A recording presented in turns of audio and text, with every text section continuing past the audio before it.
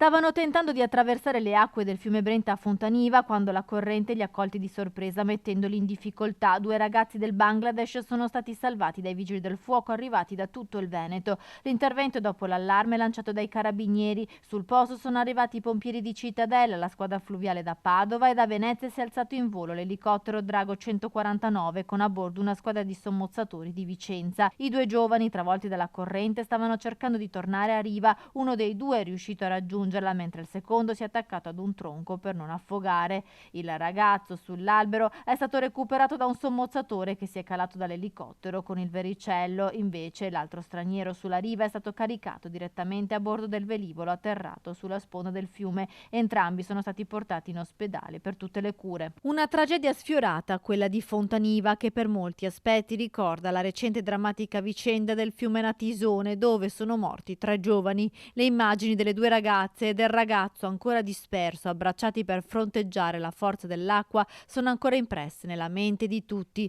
Fortunatamente a Fontaniva l'intervento immediato dei pompieri ha scongiurato un nuovo dramma.